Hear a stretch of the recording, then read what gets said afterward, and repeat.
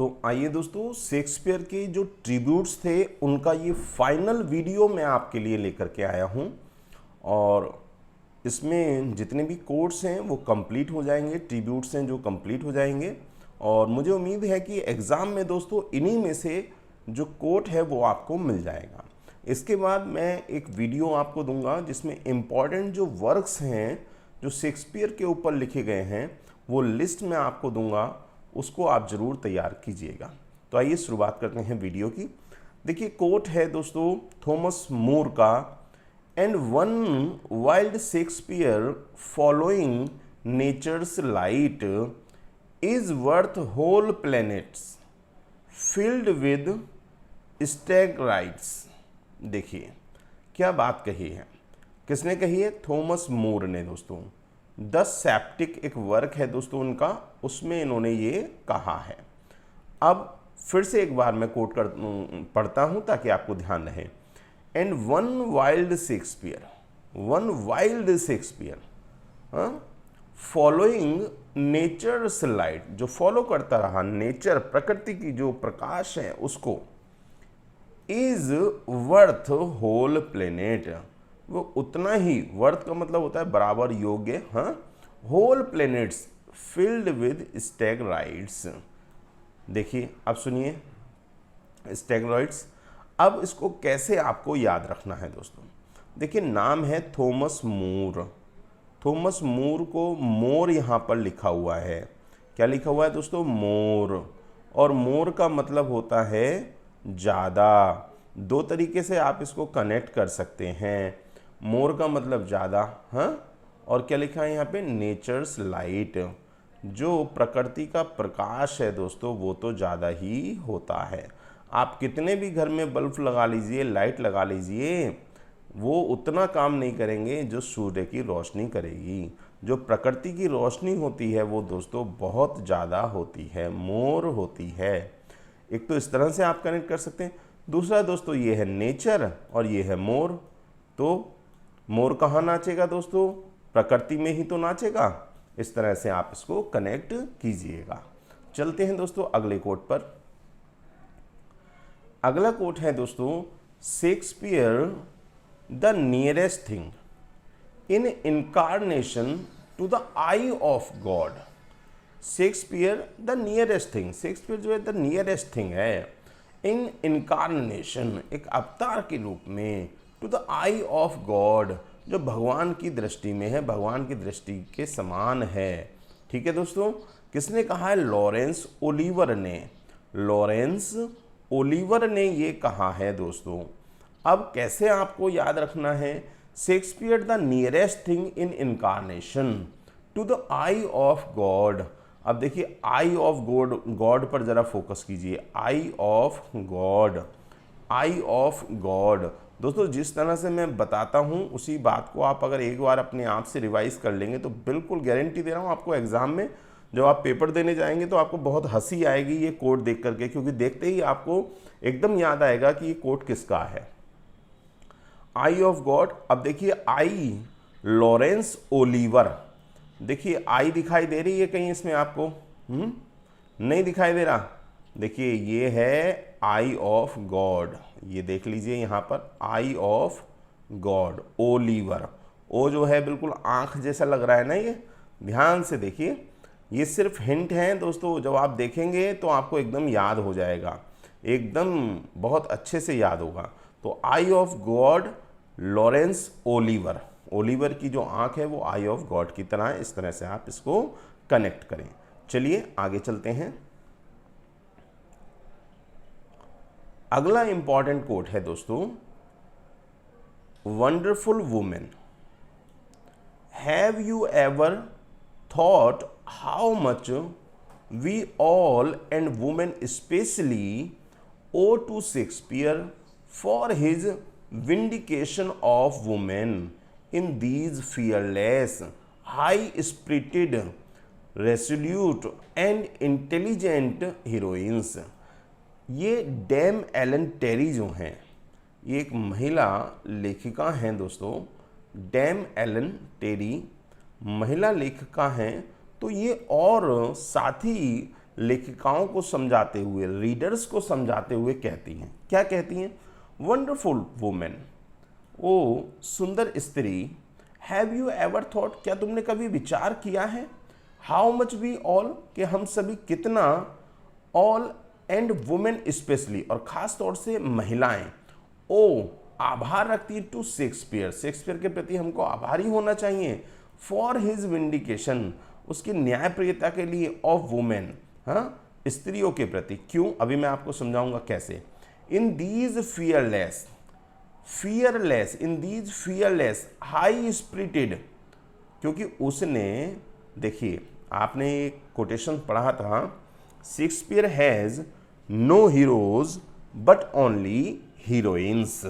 तो दोस्तों ये जो कोट आपने पढ़ा था, इसमें रस्किन बॉन्ड ने ये कोट कहा है, और यहाँ पर भी डेम एलन टेरी जो कि एक लेखिका हैं, वो कहती हैं कि शेक्सपियर ने अपनी हीरोइंस को रिप्रेजेंट करके, पावरफुल बना करके महिलाओं के विकास में कितना योगदान दिया है। क्या आपने कभी इस विषय पर ध्यान दिया है? तो वो यहाँ पर डेम एलन टेरी इस बात को कहना चाहती हैं।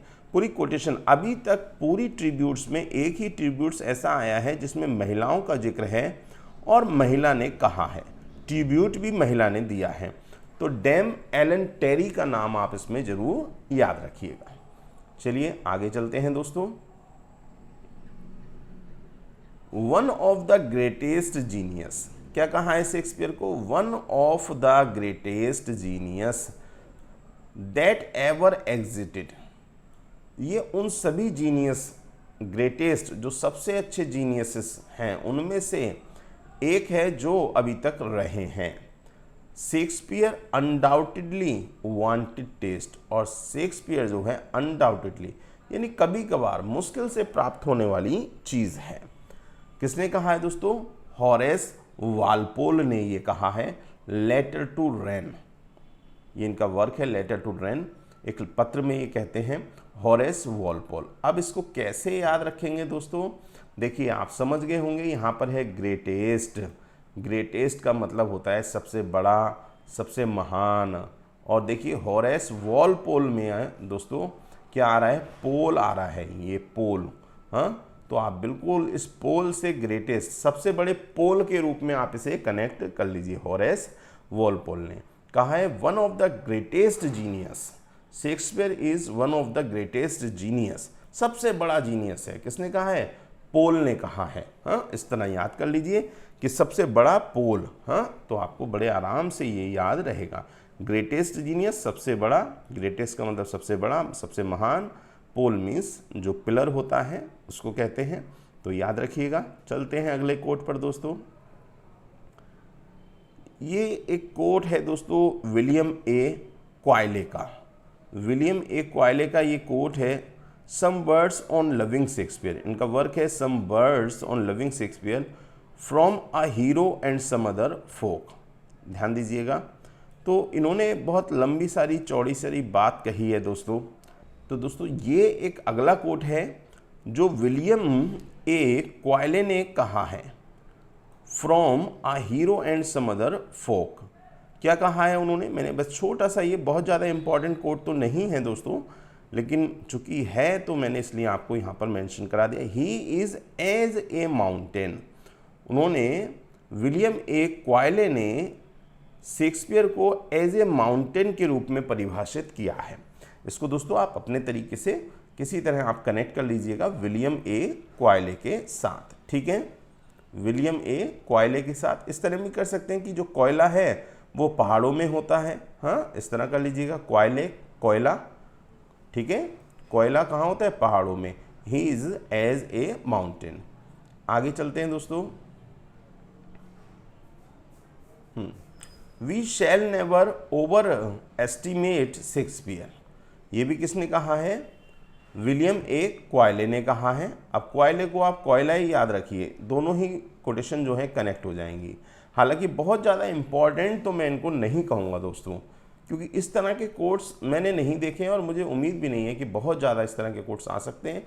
लेकिन अभी चूँकि आपको हर एक नंबर पे फाइट करनी है, कुछ भी आ जाए आपको करके आना है, इसलिए मैंने ये कोट्स भी इसमें इंक्लूड किए हैं। ठीक है दोस्तों, बाकी आपके सामने है, आप पढ़ सकते हैं, इसको नोट कर सकते हैं। We shall never overestimate Shakespeare, हमने शेक्सपियर को कभी भी ओवर एस्टिमेट नहीं किया। ठीक है, विलियम एक क्वाइले ने, तो आप ऐसे करिए, क्वाइले को हमने कहा था कोला पहाड़ में होता है, और पहाड़ से तुलना किसकी हुई है, हाँ शेक्सपियर को कहा गया है, और यहाँ पर कर रहे हैं ओवर एस्टिमेट, तो वही कनेक्ट कर लीजिए कि पहाड़ को कभी भी ओवर एस्टिमेट नहीं किया जा सकता। ठीक है, इस तरह से आप कनेक्ट कर लें, या अपना कोई भी तरीका आप लगा सकते हैं। चलिए आगे बढ़ते हैं दोस्तों। अब यहाँ पे ये जो कोट है दोस्तों, बड़ा ही ज़बरदस्त और बहुत ही अच्छा कोट है, ध्यान से सुनिएगा और पढ़िएगा, बहुत ही इंपॉर्टेंट है एग्जाम की दृष्टि से। If we wish to the force of human genius, if we wish to know the force of human genius, अगर हम इच्छा करें टू नो जानने की, the force of human genius, we should read, तो हमको पढ़ना चाहिए। किसको पढ़ना चाहिए दोस्तों? शेक्सपियर को। We should read Shakespeare. किसने कहा है? विलियम हेजलिट ने। If we wish to see the insignificance of human learnings, if यदि हम इच्छा करें टू सी देखने की, द इनसिग्निफिकेंस जो महत्वहीनता है, of human learnings, we may study his commentators, तब हमें जो स्टडी है, अध्ययन करना चाहिए उसके कमेंटेटर्स का। किसने कहा है? विलियम हेजलिट ने। अब जो सबसे इम्पॉर्टेंट पार्ट है दोस्तों इसका, वो यहाँ तक का ये कोड बनता है, if we wish to know the force of human genius we should read Shakespeare. अब बहुत अच्छे से आप आराम से इसको याद कर लेंगे, अभी पढ़ते पढ़ते आपको याद हो जाएगा। बस एक बार वीडियो देख करके दोबारा से इसको रिवाइज कर लीजिएगा, ताकि आपके दिमाग में सारी चीज़ें वैसे की वैसी पक्की हो जाए। वी शुड रीड, हमको पढ़ना चाहिए दोस्तों। कहाँ पढ़ना चाहिए? लिट, हैज़ लिट, लाइट में पढ़ना चाहिए। हाँ, हैज़ लाइट बोल दें इसको, हैज़ लिट। लिट का मतलब आपको वैसे ही मालूम है, जलाना, रोशनी करना। हाँ, तो Hazlitt, we should read, हमको हमेशा पढ़ना चाहिए। कहाँ पढ़ना चाहिए? लाइट में, हैज़ लिट। हाँ, लाइट में पढ़ना चाहिए। चलिए आगे बढ़ते हैं दोस्तों। ये वर्क है इनका, on the ignorance of learned. याद रखिएगा दोस्तों, मैंने आपसे पहली वीडियो में भी कहा था कि ये जो वर्क हैं इनको आप जरूर नोट कर लें, याद रखें। अब है दोस्तों एक अगला कोट, इंपॉर्टेंट भी है, चार्ल्स डिकेंस का ये कोट है। I am always ill after Shakespeare, बस इतना सा ध्यान रखिएगा। I am always ill after Shakespeare said Mrs Witty Turley. ठीक है दोस्तों, किसने कहा है? विटी टर्ली ने कहा है। I scarcely exist the next day, I found the reaction so very great after a tragedy and Shakespeare is such a delicious creature. तो देखिए दो चीज़ें हैं यहाँ पर दोस्तों, I am always ill after Shakespeare, हाँ, इल आफ्टर शेक्सपियर, और कहा है Shakespeare is such a delicious creature. Shakespeare को एक डिलीशियस क्रिएचर बताया है। किसने बताया है दोस्तों? चार्ल्स डिकेंस ने बताया है। अब देखिए मैं थोड़ा सा आपको साउंड बदल के आपको समझाने की कोशिश करूँगा। चार्ल्स डिकेंस और चिकन्स, चार्ल्स डिकेंस और चिकन्स आप याद रखिएगा। जो चिकन्स होते हैं दोस्तों, आप समझ गए होंगे मैं क्या कहना चाह रहा हूँ, वो डिलीशियस क्रिएचर होते हैं। हाँ, डिलीशियस क्रिएचर होते हैं, डिलीशियस क्रिएचर। तो चार्ल्स डिकेंस डिलीशियस क्रिएचर, इस तरह आप इसको कनेक्ट कर लें दोस्तों। नेक्स्ट, ये हम पढ़ चुके हैं दोस्तों, one of the greatest genius that ever existed, Shakespeare undoubtedly wanted taste. तो ग्रेटेस्ट सबसे बड़ा जीनियस है दोस्तों, सबसे बड़ा क्या था? पोल। इसी तरह याद किया था ना हमने। चलिए आगे बढ़ते हैं। बहुत ही इंपॉर्टेंट है, क्या है? I do not remember that any book or person or event in my life ever made so great an impression upon me as the plays of Shakespeare. I do not remember, मुझको याद नहीं है, that any book, कोई भी किताब, किसी भी व्यक्ति ने, किसी भी घटना ने मेरे जीवन में मुझ पर इतना अधिक इम्प्रेशन, प्रभाव डाला है जितना कि शेक्सपियर के प्लेज ने। मुझे याद नहीं है, मीन्स इज टू से शेक्सपियर के प्लेज ने मुझको इतना प्रभावित किया है कि जीवन की किसी और भी किताब ने, व्यक्ति ने या घटना ने मुझे इतना प्रभावित नहीं किया। दोस्तों ये कहा है गोथे ने। गोथे ने ये कहा है दोस्तों, इम्पॉर्टेंट है, बहुत ज़्यादा टीजीटी की दृष्टि से बहुत ज़्यादा इम्पॉर्टेंट है। Expresses the influence of Shakespeare by saying this. वो एक्सप्रेस करते हैं शेक्सपियर के प्रभाव को इस बात को कह करके। तो इसको आप याद रखिएगा। I do not remember that any book or person or event in my life ever made so great an impression upon me as the plays of Shakespeare, कि शेक्सपियर के प्लेज से ज़्यादा मेरे ऊपर अन्य किसी भी घटना ने, किसी भी किताब ने, किसी भी राइटर ने मुझ पर प्रभाव नहीं डाला। आगे बढ़ते हैं दोस्तों। देखिए एक पूरा एक सोनेट जैसा ये है दोस्तों, पूरा एक सोनेट ले लीजिए आप। एक रचना है दोस्तों जिसमें कोट है, मैं यहाँ पढ़ देता हूँ, आप इसको चाहें तो नोट भी कर सकते हैं। इम्पॉर्टेंट जो है उनको मैंने रेड लाइन में किया हुआ है। What powers is in them all to praise the sun। देखिए वो कहते हैं what power is in them all to praise the sun। किसी में भी इतनी पावर है क्या कि वो सूर्य की प्रशंसा कर सकता है। He praise, his praise is this। उसकी तो प्रशंसा ही यही है कि he can be praised of none, कि उसकी प्रशंसा किसी के द्वारा नहीं की जा सकती। अरे उसकी यही प्रशंसा है कि उसकी प्रशंसा किसी के द्वारा नहीं की जा सकती, चाहे वो मैन हो, वुमेन हो, चाइल्ड हो। हाँ, प्रेज गॉड फॉर हिम, उसके लिए ईश्वर से प्रार्थना करो। तो ये दोस्तों बहुत ही अच्छी कोट है और इम्पॉर्टेंट भी है दोस्तों। क्या है दोस्तों? इम्पॉर्टेंट भी है, ध्यान रखिएगा। चलिए आगे मैं दोनों कोट्स एक साथ कनेक्ट कराऊंगा। ऑल ल्यूट्स ऑल हार्प्स, सारी बांसुरियाँ, सारे सितार, ऑल वियोल्स ऑल फ्लूट्स, जितने भी वाद्य यंत्र हैं सब, ऑल लायर्स, हाँ, फॉल डम्ब बिफोर हिम, उसके सामने सब बेकार हो जाते हैं। और वन स्ट्रिंग सरपायर्स, और इससे पहले कि एक बार सितार को, एक बार वो तार, एक बार वो तान को छेड़ दे। All stars are angels but the sun is God, चाहे कितने भी लोग हों, वो कहना ये चाहता है बड़े सुंदर तरीके से। काश मुझे मौका मिलता, मैं आपको पूरा डिटेल में ये चीज़ें पढ़ाता तो बहुत मज़ा आता और आपको इंटरेस्ट आता। लिटरेचर अलग ही चीज़ है दोस्तों। मैंने पूरी ज़िंदगी अब तक की अपनी लिटरेचर को अपने जीवन में जिया है। मैं लिटरेचर का जब से शौकीन हूँ, जब से मैंने elegy written in a country churchyard को पढ़ा 12th क्लास में, जब से मैंने व्हेन आई कंसिडर पढ़ा, when I consider how my light is spend all half my days in this dark world and wide and that one talent which in that to hide lost with me useless. क्या बात कह गया, क्या बात कह गया Milton. कितनी ज़बरदस्त पोइट्री है। हमेशा याद रखिए दोस्तों, पोइट्री आपको सिखाती है, आपको सीखना होता है। अभी तो आप केवल एग्ज़ाम के लिए आप पढ़ रहे हैं, पढ़िए कोई बात नहीं, लेकिन पोइट्री दोस्तों इस तरह का विषय नहीं है। कविता को पढ़ने के लिए इंसान को कवि बनना पड़ता है। कभी मौका मिलेगा दोस्तों आगे, कभी आप तैयारी करेंगे तब मैं ये चीज़ें आपको समझाऊंगा।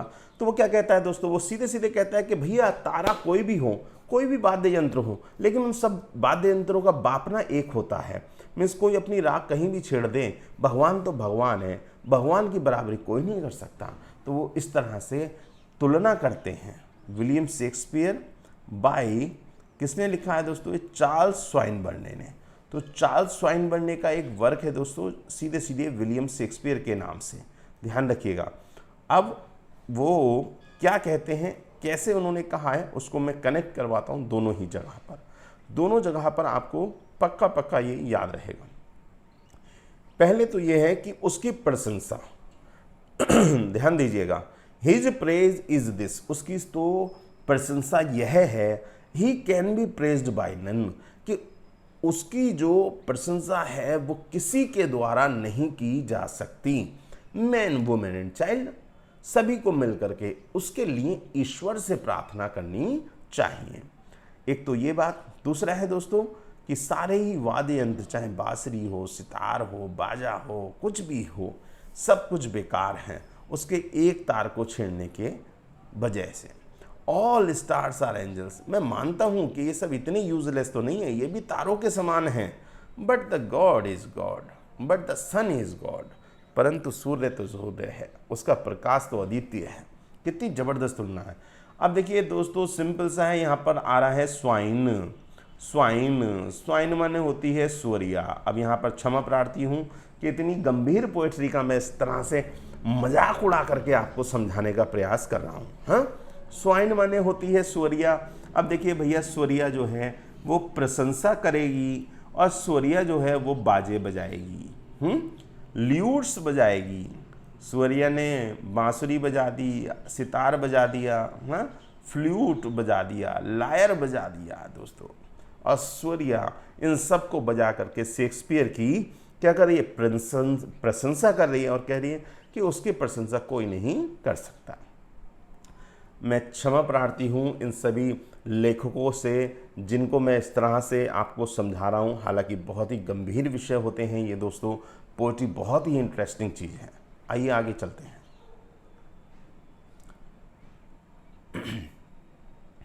And one wild Shakespeare following nature's light, ये हमने कर लिया है दोस्तों।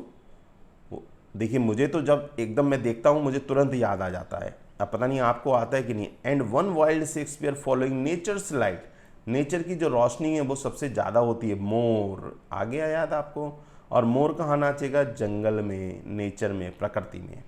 तो आगे बढ़ते हैं। अब दोस्तों, जैसा कि मैंने आपसे प्रॉमिस किया था, मैंने कहा था मैं आपको एक ऐसा कोट बताऊंगा, इतना इम्पॉर्टेंट दोस्तों। जब मैंने पढ़ा ना इसको तो मेरा दिल खुश हो गया। द प्रोग्रेस ऑफ पोएजी, क्या लिखा है। द बार्ड, दो कविताएं लिखी हैं, दोनों एकदम एग्जैक्टली पिंडारिक ओड हैं दोस्तों। पिंडारिक ओड जो वास्तविक कला है ओड की, वास्तविक शैली है, रेगुलर शैली है ओड की। पिंडारिक ओड आपने सुना होगा, स्ट्रोफ, एंटी स्ट्रोफ और इपोड में बटा हुआ होता है, 3 भागों में बटा हुआ होता है। जब मैंने ग्रेजुएशन में इसको पढ़ा दोस्तों तो मैंने पूरी किताब पढ़ डाली, बहुत लंबा चौड़ा है, पूरा डेवलपमेंट इसमें पोइट्री का लिखा हुआ है। हालांकि 1-2 जगह मिस्टेक हुई हैं लिखने में, लेकिन फिर भी बहुत अच्छा एक्सप्रेशन है दोस्तों। तो आइए, इस कविता में 2 लोगों की बड़ी ज़बरदस्त तारीफ हुई है दोस्तों, एक तो मिल्टन की और एक शेक्सपियर की। तो दोनों ही स्टैंजे में मिल्टन वाला भी और शेक्सपियर वाला भी आपके लिए लेकर के आया हूं। बहुत ही इंपॉर्टेंट कोट है। आइए शुरुआत करते हैं। पूरा एक स्टैंजा है दोस्तों। तारीफ करते करते अब वो बताते बताते प्रोग्रेस ऑफ पोएजी में कि कविता का चलन कहाँ से हुआ, कहाँ से कहाँ पर डेवलपमेंट हुआ, फिर कहाँ, ऐसे करते वो इंग्लैंड में आ गए दोस्तों। सॉरी, क्षमा प्रार्थी हूँ। ये है थॉमस ग्रे की the progress of poesy a Pindaric ode. Pindaric ode है दोस्तों ये। पिंडारिक ओड में इपोड, स्ट्रोफ, एंटी स्ट्रोफ, इस तरह के कई पार्ट होते हैं, 3 पार्ट होते हैं और यही रिपीट होते रहते हैं दोस्तों। तो इसमें क्या कहा है, मैं पूरा आपको इसलिए सुनाऊंगा कि कोई भी लाइन वो आपसे ले सकता है उठा करके। कहता है, far from the sun and summer's gale, far कहीं दूर, द सन जहाँ पर सूर्य चमकता है, जहाँ पर सूर्य का प्रकाश है, जहाँ पर गर्मियों की जो घाटियाँ हैं वो सुंदर चमकीले प्रकाश में दिखाई देती हैं। इन दाई ग्रीन लैप, ओहो तुम्हारी हरी भरी गोद में। किसकी हरी भरी गोद में दोस्तों? इन दाई, तुम्हारी हरी भरी ग्रीन लैप, ग्रीन गोद, was nature's darling laid. Nature का, प्रकृति की जो डार्लिंग है ना, स्वीट बच्चा, मीठा बच्चा, वो वहाँ पर पैदा हो गया। कौन, किसकी बात कर रहा है दोस्तों? अब आपसे ये कोट पूछ लिया जाए दोस्तों, who called Shakespeare nature's darling, तो आप क्या कहेंगे? आप कहेंगे Thomas Gray in the progress of poesy में। तो कहता है वहाँ इंग्लैंड में जहाँ पर तुम्हारा जन्म हुआ, तो वहाँ का वर्णन कर रहा है कि far from the sun and summer's gale in the green lap, प्रकृति की गोद में नेचर्स डार्लिंग लेड, प्रकृति का बच्चा पैदा हो गया है। वाट टाइम, देखिए what time where lucid Avon strayed, नाम भी आ गया दोस्तों एवन रिवर का, जहाँ पर मधुर एवन रिवर नदी बहती है और अपने पानी से सारे वातावरण को एकदम मधुर और एकदम मतलब आकर्षित करने वाला बना देती है। To him the mighty mother did unveil. अब देखिए दोस्तों, यहाँ इस बात को अगर आपने समझा ना तो मजा आएगा। क्या लिखा है? To him the mighty mother, उसके लिए, टू हिम उसके लिए, द माइटी मदर जो शक्तिशाली माँ थी ना, डिड अनवेल, उसने ना अपना चेहरा, अपना घूंघट उठा दिया दोस्तों। शेक्सपियर का जब जन्म हुआ तो उसके सामने जो एक शक्तिशाली माँ थी जिसके अंदर कोई रंग नहीं था दोस्तों, यानी कि साहित्य, यहाँ पर जो ये माइटी मदर कहा गया है दोस्तों, ये साहित्य को कहा गया, प्रकृति को कहा गया। मदर डिड अनवेल, उसने अपना घूंघट उठा दिया और क्या कहा? हर आफुल फेस, उसका जो, चूंकि उसके चेहरे में कोई कलर नहीं था दोस्तों, तो हर उसका ऑफुल फेस, डराने वाला चेहरा देख करके, द डाउंटलेस चाइल्ड, उस निडर बच्चे ने, अब देखिए किसने कहा है शेक्सपियर को द डाउंटलेस चाइल्ड, ये आपसे पूछेगा। तो डाउंटलेस चाइल्ड भी किसने कहा है? थॉमस ग्रे ने कहा है। जब उस डाउंटलेस निडर बच्चे ने उस माँ के बिगड़े हुए चेहरे को देखा, उस साहित्य के, यहाँ पर मदर से मतलब दोस्तों लिटरेचर से है, लिटरेचर को देखा जिसमें कुछ है ही नहीं, और वो मदर, वो साहित्य उसके सामने माँ के रूप में आके खड़ा हो गया। उसने अपना चेहरा हटा दिया, अपना घूंघट जो है वो उघेड़ दिया और कहा, क्या कहा दोस्तों? स्ट्रेच्ड फोर्थ, जब वो आके उसके सामने खड़ी हो गई और साहित्य ने अपना जो घूंघट है वो हटा दिया और कहा, ले देख, मैं इतनी डरावनी हूँ, मेरा चेहरा इतना खतरनाक है कि आज तक किसी ने मुझे सजाया नहीं। जब उसने उस निडर बच्चे के सामने माँ के रूप में साहित्य ने इस तरह से प्रकट होकर के अपनी बात कही, तो उस बच्चे ने क्या किया? देखिए, stretched fourth his little arms, उसने अपनी दोनों भुजाएं खोल दी कि आ माँ, मैं तुझे गले लगाऊंगा। एंड स्माइल्ड, और मुस्कुराने लगा। कौन? शेक्सपियर मुस्कुराने लगा। साहित्य रूपी माँ को देख करके उसने अपनी भुजाएं खोल दी कि माँ, मैं तुझसे डरूंगा नहीं, आज तक तेरी किसी ने सेवा करी ना हो, अपनी रचनाओं से मैं करूंगा। अब देखिए क्या कहा? दिस पेंसिल टेक, माँ कहती है, उसकी माँ ने यानी साहित्य ने कहा, this pencil take whose colours clear. अब देखिए उससे पेंसिल थमा दी उसके हाथ में कि ले ये पेंसिल ले, ये पेंसिल मेरी तरफ से तेरे को उपहार है, गिफ्ट है, और लिख दे जो लिखना है तेरे को, मैं हूँ साहित्य।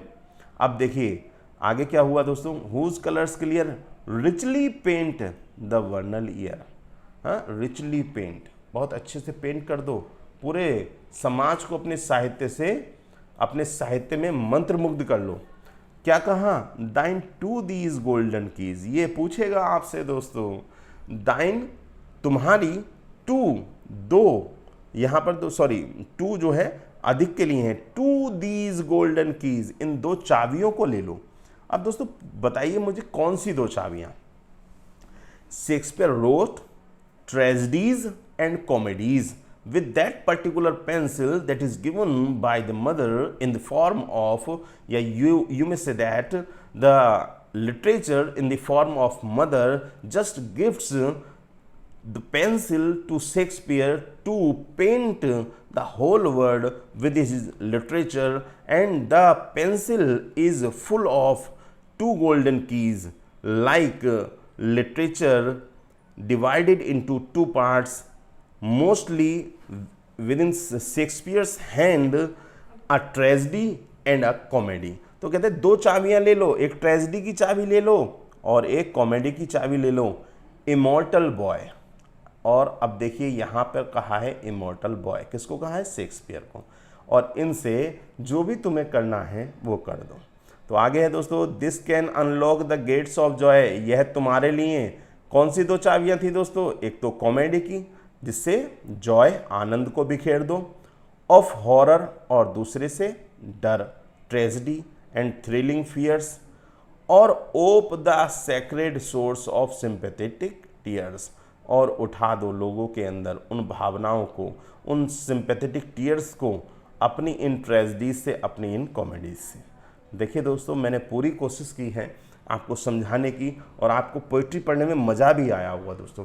तो ये दोस्तों थॉमस ग्रे की प्रोग्रेस ऑफ पोइजी है, अ पिंडारी कोड, जिसमें उन्होंने शेक्सपियर को इमॉर्टल बॉय कहा है, 2 कीज़ की बात की है, वो ट्रेजेडी और कॉमेडी हैं, और दोस्तों डाउंटलेस चाइल्ड भी कहा है, नेचर्स डार्लिंग भी कहा है।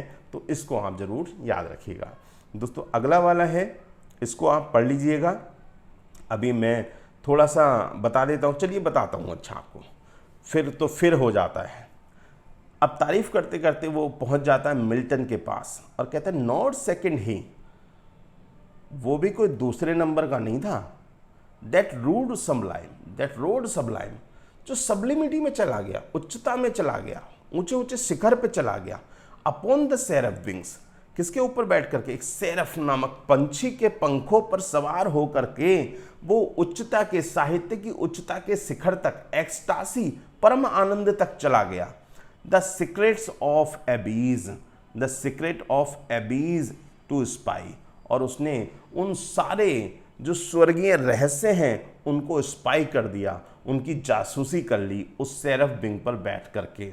ही पास्ड, उसने पास कर लिया, द फ्लेमिंग बाउंड्स, जो आग का दरिया था, of place and time, means is to say, ये जो था ना मिल्टन, इसने अपनी रचना से दोस्तों, अपनी रचना के माध्यम से, पैराडाइज लॉस्ट जैसे वर्क के माध्यम से समय का और स्थान का जो दरिया था उसको पार कर लिया, जो आग से भरा हुआ था। मीन्स इज टू से कहाँ पहुँच गया? उस दरिया को पार करके अपने साहित्य के दम पर वो स्वर्ग में पहुँच गया दोस्तों। देखिए, बाइबल के बाद सबसे ज़्यादा पढ़ा जाने वाला कोई वर्क है तो दोस्तों पैराडाइज लॉस्ट है। The living throne, the sapphire blaze. अब देखिए आगे कहाँ है? द लिविंग थ्रोन, वो जो सजीव थ्रोन था, जब वो पार चला गया सेरफ विंग पर बैठ करके, पंखों पर बैठ करके पंछी के, और ये क्या है दोस्तों? पंछी, ये है उसकी साहित्य की कला, कंपैरिजन है यहाँ। साहित्य की कला के माध्यम से पैराडाइज लॉस्ट लिख करके समय से पार, समय के दरिया से पार, स्थान के दरिया से पार, वो ईश्वर के दरबार में पहुँच गया, जहाँ पर उनका सजीव सिंहासन रखा हुआ था। द सफायर ब्लेज, जहाँ पर माणिक मोती उसमें जड़े हुए थे। वेयर एंजल्स ट्रेम्बल, जहाँ पर जाने से एंजल भी घबराते हैं। ईश्वर के उस सिंहासन के पास पहुँचने से ईश्वर भी घबराते हैं। ऐसी जगह पर कौन चला गया दोस्तों? थॉमस ग्रे चला गया दोस्तों। थॉमस ग्रे के ने बताया, और कौन चला गया दोस्तों? मिल्टन वहाँ पर पहुँच गया। वाइल दे गेज, जब उन्होंने देखा, he saw but blasted with excess of light. देखिए, कोई भी ईश्वर के सिंहासन को, ईश्वर को नहीं देख सकता, क्योंकि उसमें सफायर है, उसमें ऐसा प्रकाश है। अब ये लाइन क्या है दोस्तों? आपको मालूम है मिल्टन ब्लाइंड हो गया था, अंधा हो गया था 44 की एज में। जब 44 की एज में वो अंधा हो गया तो उस बात को इसमें मेंशन कर दिया गया दोस्तों कि वो अंधा ऐसे नहीं हुआ नॉर्मली, वो अपने साहित्य की कला के दम पर जब आगे बढ़ता गया दोस्तों, तो वो स्वर्ग में पहुंच गया। स्वर्ग में जब जाकर के उसने गॉड के सिंहासन को देखा तो उसमें जो मोती लगे हुए थे दोस्तों, जो मणियाँ थी, उनकी चकाचौंध ने मिल्टन को अंधा कर दिया। क्लोज्ड हिज आईज, और उसने अपनी आंखों को बंद कर लिया। इन एंडलेस नाइट, हमेशा हमेशा के लिए।